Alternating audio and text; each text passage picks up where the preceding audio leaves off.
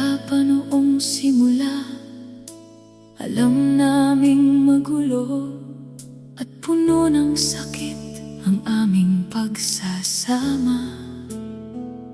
Sa pag-aasawa, marami akong pinagdaanan. Nagtiis ako at pati ang aking mga anak ay nasaktan din. Matindi ang aking mga pinagdaanan. At sa loob ng maraming dekada, galit at puot ang namayani sa aking puso.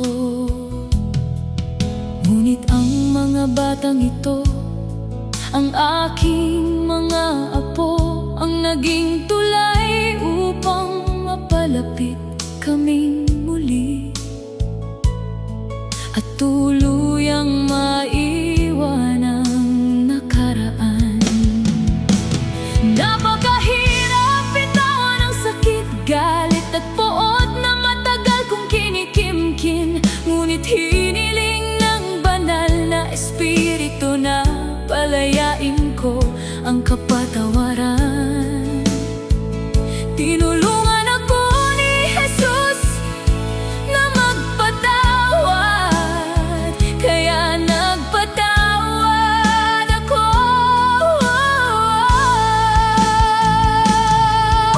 Hindi na sidado ang hamon sa buhay ko ngayon, lalo nagpatawad sa kalagayan ng kanyang kalusugan. Nakikita ko kung paano niya tinitiis ang matinding sakit mula kanyang komplikadong mga malalang karamdaman. Siya ngayon ay mahina at halos walang magawa. Ang aking anak na si Mingay Totdear, sinidal ang kanyang sandigan.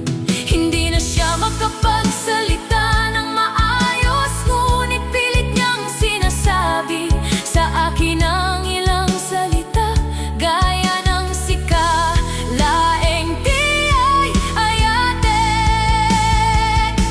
Umiiyak siya kapag pinapaalala ko ang nakaraan, habang kinakanta namin ang love song. At kapag binabanggit ko ang mga dating nobya, natatawa naman siya.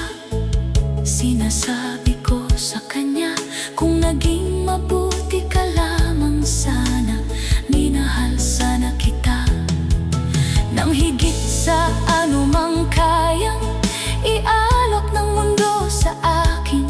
Ngunit hindi mo pinahalagahan ang lahat ng ginawa ko para sa iyo.